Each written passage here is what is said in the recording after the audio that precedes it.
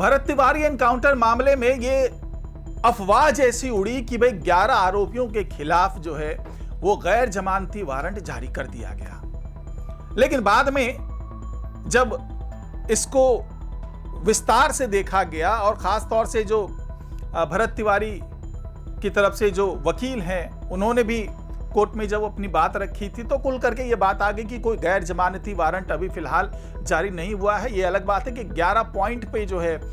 भरत तिवारी के वकील ने जो है अपना पक्ष रखा था। उसके बाद जो कोर्ट है उसने जो आदेश दिया है, उसके अलावा मानवाधिकार आयोग ने जो अब आदेश दिया है उसने ये बता दिया है कि अब ये पूरा मामला जो है अब शिकंजा इस पूरे मामले में कसता हुआ नजर आएगा। वो तमाम प्रशासनिक अधिकारी जो इसमें संलिप्त पाए जा रहे हैं या जो आरोप लग रहे हैं अब वो जल्दी छूटने वाले नहीं हैं। और आगे क्या होने वाला है, कोर्ट क्या आदेश देने वाला है, क्या वाकई वारंट जारी होगा, क्या वाकई मानवाधिकार आयोग ने जिस तरह से सख्ती दिखाई है उसका असर होने वाला है, ये सब कुछ जानेंगे आज की इस खास रिपोर्ट में, तो इसे आखिर तक जरूर देखिएगा। नमस्कार, मैं हूं डॉक्टर सुरजीत सिंह और आप देख रहे हैं YBN बिहार झारखंड। तो जी हाँ, जिस तरीके से एक बात निकली, एक यूं कहें कि एक तरीके से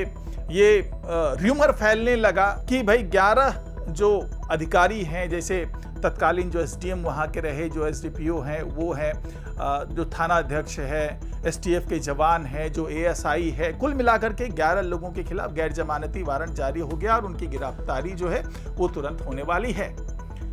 और ये खबर जब फैली तो सब तरफ से इसका स्वागत किया गया, यहाँ तक कि भरत तिवारी के परिवार वालों ने स्वागत किया और कहा कि भाई अब हमें इंसाफ मिलने की पूरी उम्मीद है और इंसाफ हमें तब महसूस होगा जब इन सारे आरोपियों को फांसी की सजा सुना दी जाएगी, तब हमें कलेजे में जो वो ठंडक पहुंचेगी। जिस तरीके से इन्होंने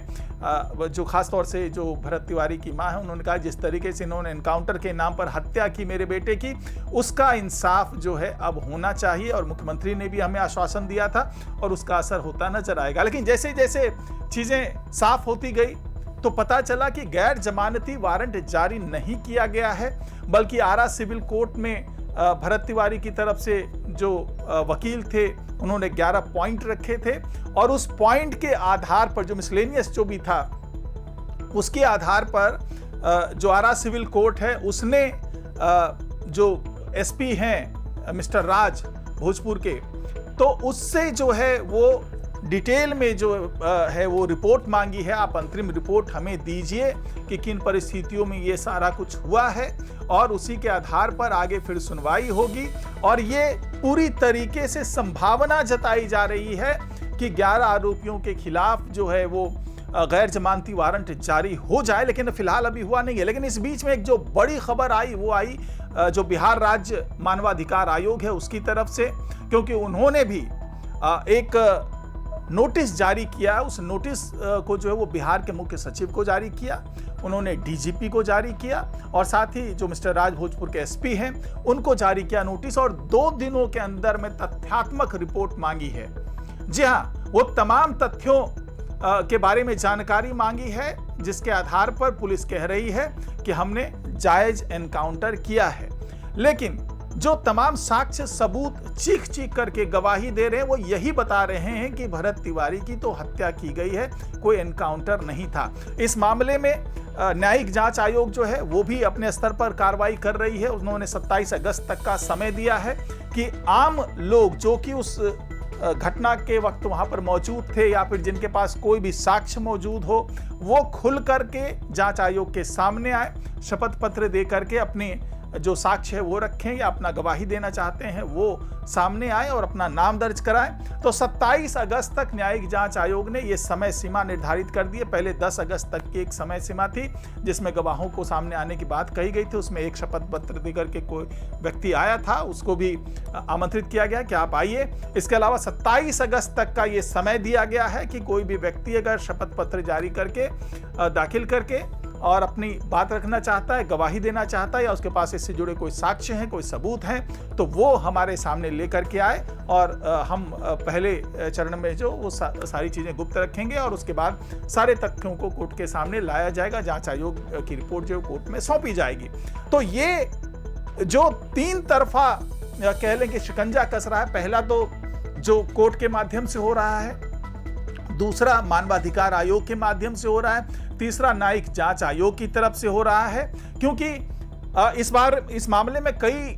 बार जो है वो भरत तिवारी की जो मां है आशा देवी, उसकी तरफ से भी चिंता जताई गई थी कि हमें न्याय जल्दी से जल्दी मिलना चाहिए, क्योंकि हमें खतरा है, हमें धमकियां मिल रही है। और साथ ही उनके जो एक रिश्तेदार थे उनके साथ कुछ मारपीट की भी बात आई थी, उनको भी धमकी देने की बात आई थी। इस मामले में एफआईआर भी दर्ज कराया गया। इसके अलावा उन्होंने गांव के ही 2 सरोज त्रिपाठी और पंकज त्रिपाठी के खिलाफ भी मुकदमा दायर करवाया कि इनकी तरफ से भी हमें जान से मारने की धमकी मिल रही है और ये अवैध तरीके से हथियार रखते हैं, ये हमारी हत्या करवा सकते हैं, क्योंकि उन्होंने करोड़ों रुपए का घोटाला किया है मेरे बेटे के नाम पर। इनको पैसे जो मिले थे वो हम तक नहीं पहुंचे हैं। तो इस तरह के तमाम आरोप लगाए उन्होंने और ये साफ तौर से कह दिया कि पूरे परिवार को जान से मारने की धमकी लगातार मिल रही है और हमारी सुरक्षा को बहुत ज्यादा खतरा है। तो ये तमाम बिंदु जो है वो सामने लाया जा रहा है, कोर्ट के सामने भी लाया गया है, न्यायिक जांच आयोग के सामने भी लाया गया। और जिस तरीके से मानवाधिकार आयोग ने सुप्रीम कोर्ट के वकील हैं उनके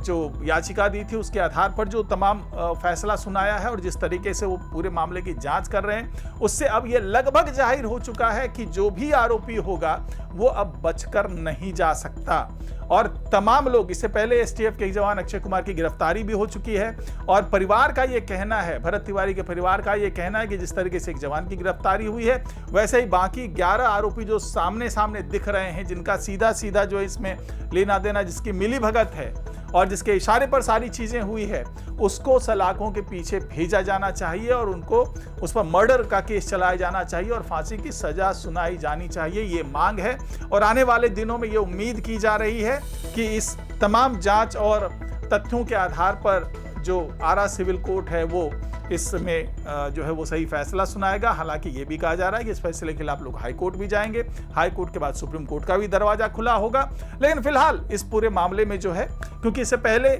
सुप्रीम कोर्ट का दरवाजा सीधे खटखटाया था पीड़ित पक्ष की तरफ से सुप्रीम कोर्ट के एक वकील ने, लेकिन सुप्रीम कोर्ट ने साफ कह दिया था कि इस पूरे मामले को आप निचले स्तर के कोर्ट तक लेकर के जाइए, पटना हाई कोर्ट में इसकी सुनवाई करवाइए, उसके बाद हमारे पास आइएगा। अगर वहां पर आपको न्याय नहीं मिलता है तो आप हमारे पास आ सकते हैं, लेकिन फिलहाल आपको निचली अदालतों में जाना चाहिए। और उसी के आधार पर सारी कार्रवाई चल रही है और उसी के आधार में आरा सिविल कोर्ट में भी सुनवाई जारी है। इसकी सारा मुकदमा जो है वो चल रहा है। तो फिलहाल ये देखना होगा कि 2 दिनों के अंदर में किस तरह का जो है अपना पक्ष मुख्य सचिव और डीजीपी और जो एसपी हैं वो मानवाधिकार आयोग के सामने रखते हैं और साथ ही एसपी किस तरीके से कोर्ट में अपनी बात रखते हैं और साथ ही न्यायिक जांच आयोग किस तरफ अपनी पूरी जांच की दिशा को वो मोड़ता है। तो उसके बाद ही सारी चीज़ें क्लियर हो पाएंगी। फिलहाल आज की रिपोर्ट में इतना ही। नमस्कार।